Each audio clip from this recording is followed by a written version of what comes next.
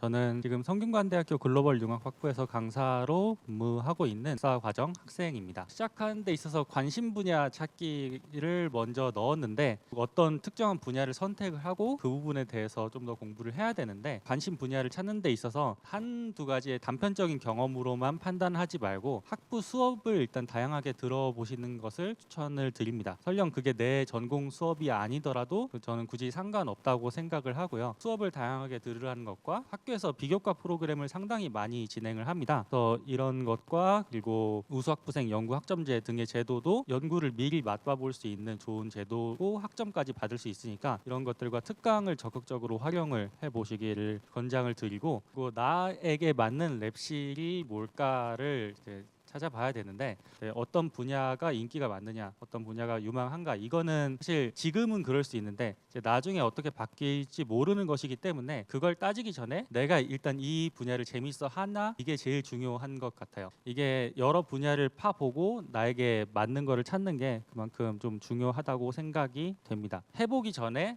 나랑 안 맞는 것 같아 라고 생각하는 거랑 해보고 나서 난 이게 제일 잘 맞았어 하는 거랑은 분명히 차이가 있을 것 같거든요. 그래서 최대한 다양한 경험을 해보시길 추천을 드립니다. 대학원 생활을 시작하기 전에 미리 그것을 체험해 볼 수 있는 아주 좋은 기회가 있어요. 흔히 학부연구생이라고 하는 제도인데 이게 대학원 생활의 체험판이라고 보시면 됩니다. 그러니까 연구를 미리 해볼 수 있는 좋은 기회예요. 그래서 이 부분에 대해서 설명을 드리면은 일단 원하는 분야를 찾고 그 다음에는 해당 분야의 학과 홈페이지를 방문을 하면 됩니다. 보통 교수 소개 홈페이지를 가면 교수의 프로필과 이제 랩 홈페이지 링크까지 다 나와 있는 경우가 많습니다. 랩 홈페이지를 들어가 보고 내가 이 분야를 해서 정말 잘 맞을까, 좀 내가 이 분야에 관심이 있을까를 미리 한번 판단을 해보시기를 추천을 드리고요. 몇 개 마음에 드는 후보 랩실을 찾았어요. 그러면은 CV라고 하는 이제 본인을 잘 설명할 수 있는 자기소개서를 작성을 하고 지원서를 작성을 합니다. 지원하려는 지도 교수님의 논문을 몇 개 읽어보고 이런 분야에 관심이 있었다라고 하면은 아무래도 한 번 더 눈이 가는 게 사람이거든요. 그런 부분을 잘 고려를 해서 교수님께 컨택 메일을 정중하게 작성을 하시는 것을 추천을 드리고, 마지막으로 면접 이후에 학부 연구생 생활이 확정이 되면은 제가 생각했을 때 가장 중요한 게 오너십이라고 할 수 있을 것 같아요. 결국에는 내가 원해서 들어간 거잖아요.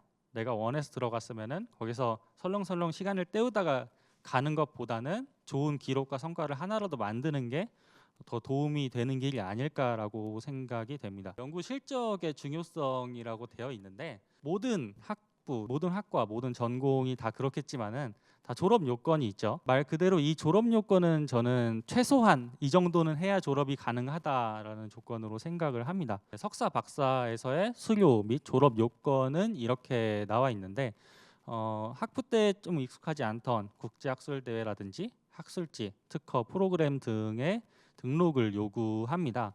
성균관대에서는 국내 저널에 대해서는 국내 A와 국내 B 등의 그 등급으로 지정을 하고 말 그대로 이거는 정말 최소 요건이고 본인이 원하는 잡을 안정적으로 구하고자 한다면은 이것 이상을 해야 된다고 생각을 합니다.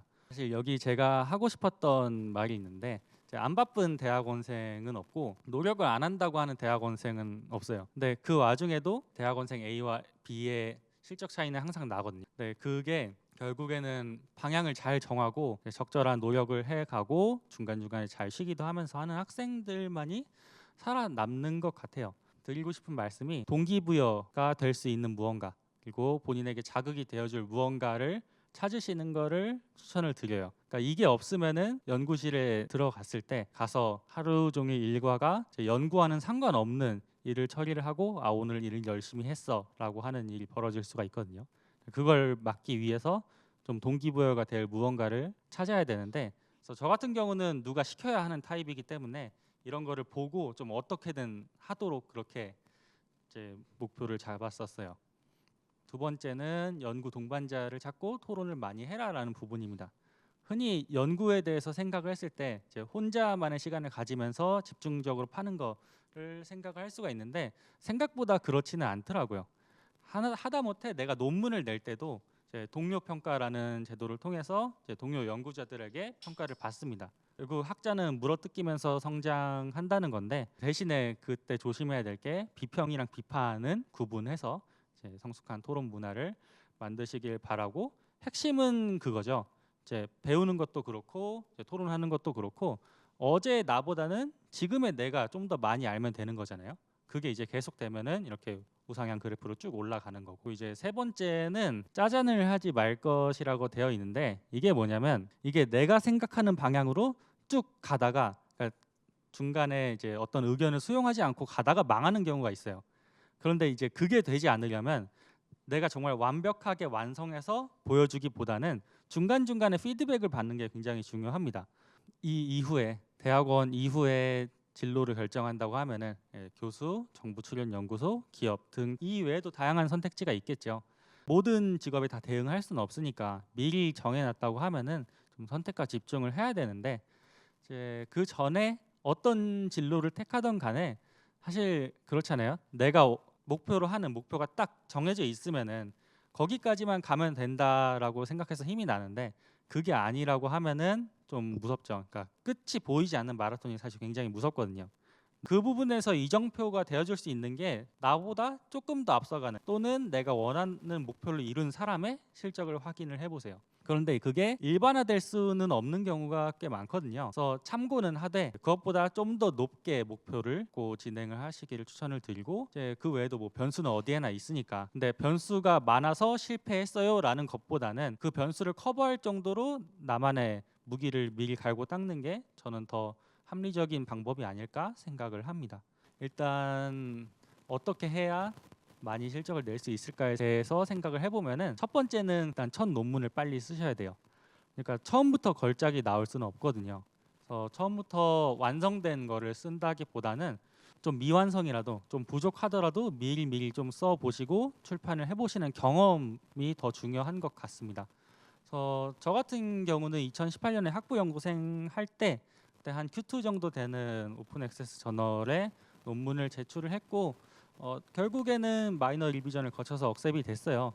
근데 지금 보면은 사실 되게 어설프죠. 사실 당연히 어설픕니다. 지금 보면 말도 안 되는 부분이 있는데 근데 이게 결국에 나중에는 사이테이션 그러니까 인용 횟수를 보면은 지금 한 36회 정도 됐어요. 그러니까 지금 저희 분야에서는 그래도 적지 않은 횟수인데 이제 그 이후에는 당연히 이때 냈던 논문보다는 더 좋은 논문을 내겠죠. 그래서 계속 더 발전돼 나가는 논문을 출판을 해서 지금은 H 인덱스나 뭐 I10 인덱스 같은 그러니까 연구자의 실적을 평가하는 요소에 있어서 나름 괜찮은 성과를 거두고 있는 것 같습니다.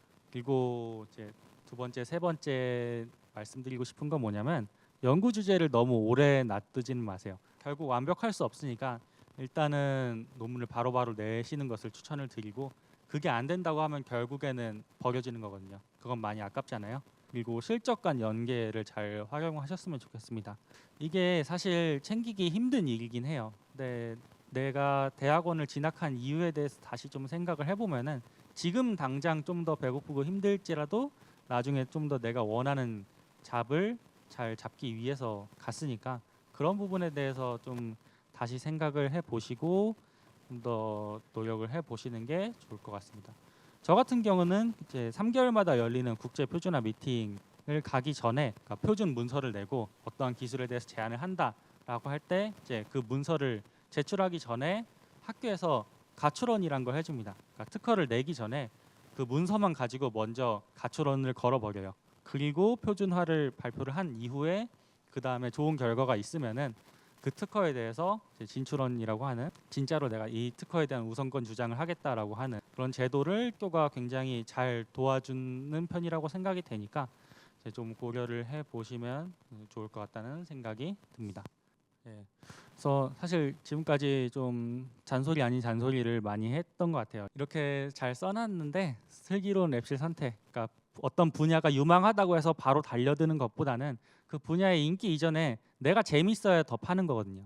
그래서 그 분야의 인기 이전에 내가 재밌는 분야를 찾아보는 게 더 중요하다고 생각하고 내가 1, 2년 하고 말 게 아니잖아요. 그러니까 연구라는 게 만약에 한다고 하면은 좀 계속할 각오를 하고 선택을 하는 거를 추천을 드리고 그걸 하기 위해서는 내가 어떤 분야가 맞는지는 하기 전에 모르는 거니까 다양한 분야를 경험해 보시는 거를 해야 될 것 같고, 그리고 그걸 하기 위해서 비교과 프로그램이나 특강 같은 것들을 적극적으로 활용을 해 보시고요. 그리고 연구를 한다고 하면은 학부 연구생은 제가 생각하기에는 안 할 이유가 없을 것 같아요. 그리고 진로에 대해서는 사실 변수가 너무 많죠. 결국에는 그 변수를 극복할 수 있을 정도로 뭔가를 많이 만들어 놔야겠죠. 그 뽑혀야 될 이유를 만드시는 거를 추천을 드립니다. 근데 그게 없으면은 사실 기회가 왔을 때 잡을 수조차 없죠. 미리 준비돼 있어야 된다는 말씀이고요. 여기까지 제가 드리고 싶은 말씀은 다 드린 것 같아요. 예, 감사합니다.